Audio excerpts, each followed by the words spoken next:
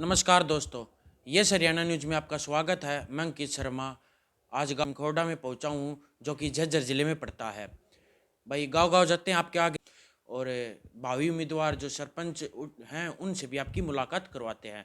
तो सबसे पहले तो मैं आपको दिवाली की और भैया दूज की हार्दिक शुभकामनाएं देना चाहूँगा। और संदीप जी, मेरे टीम और मेरे दर्शक हैं और मेरी तरफ से आपको हार्दिक शुभकामनाएं, आपकी पूरी फैमिली को। धन्यवाद भाई साहब। सबसे पहले तो आपको और आपके चैनल को और आपके जो दर्शक है उनको राम राम भाई साहब। दिवाली और भैया दूज की शुभकामनाएं देता हूँ भाई।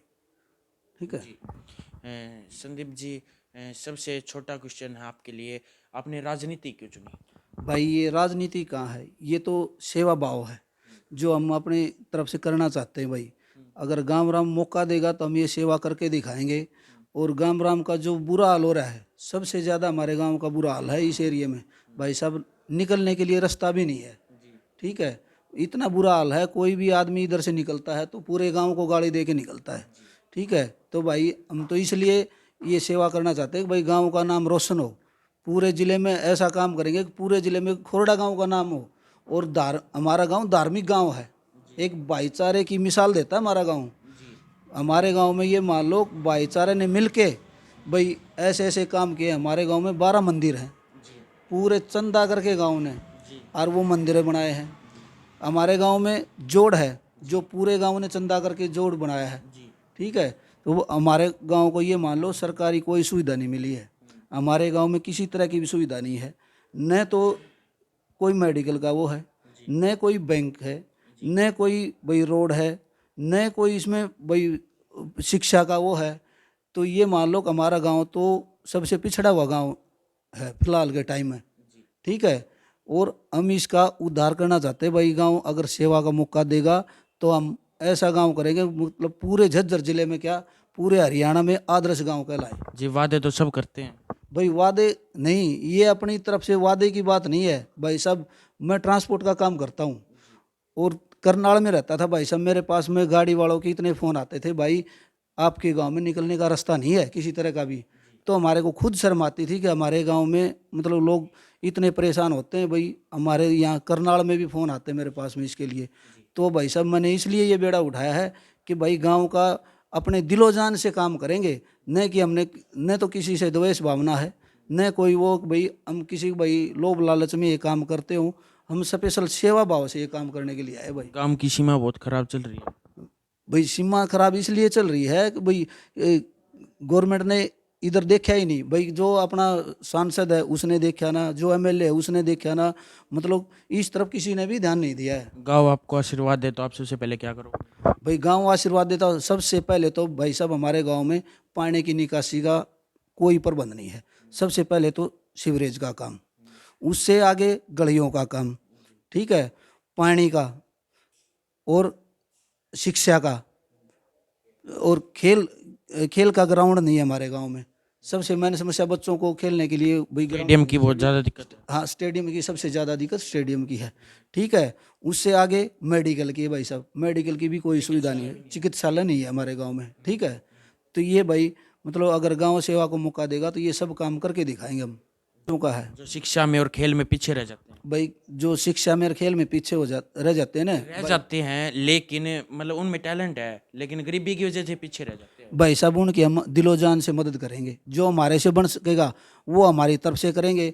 भाई हमारी अगर कहीं कोई कमी रह जा भाई गवर्नमेंट की तरफ से, या भाई जो सुविधा मिलेंगी हम उनको अपनी तरफ से ये मान लो बढ़ चढ़ के उनको करेंगे। जी, जनता से आप क्या अपील करना चाहते हो, जो आपके ग्राम निवासी हैं उनसे?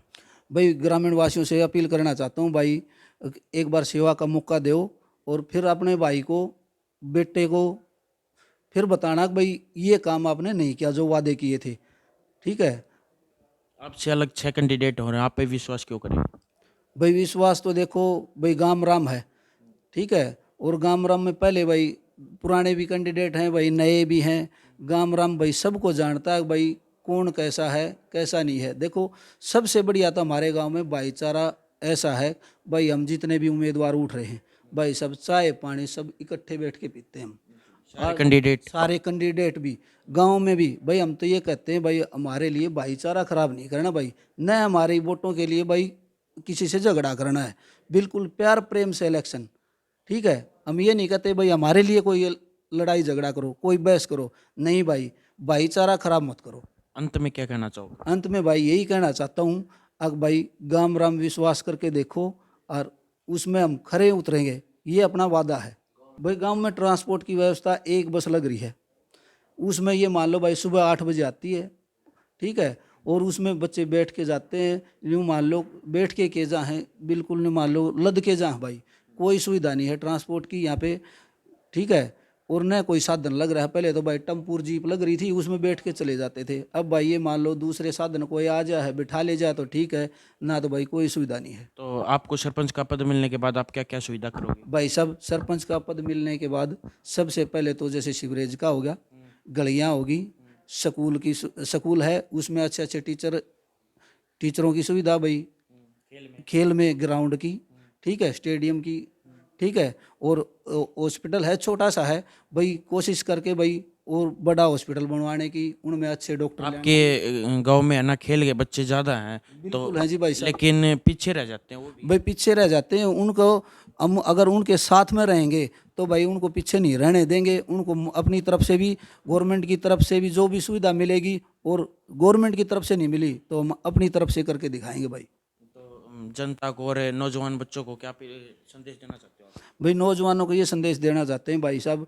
खेल कूद में ध्यान दो, नशे की तरफ बढ़ावा मत दो, ठीक है, सबसे बढ़िया अपने बड़े बुजुर्गों का कहना मानो, और माँ बाप की जो बात मानेगा भाई, माँ बाप कोई किसी की गलत नहीं करता, कोई गलत नहीं सोचता, और सबसे प्रेम भावना से मिल के रहना सीखो भाई। और ग्रामीण निवासियों को? ग्रामीण वासियों को भाई यही है भाई, मिलजुल के रहो अपना प्यार प्रेम से। धन्यवाद आपका। थैंक यू भाई साहब।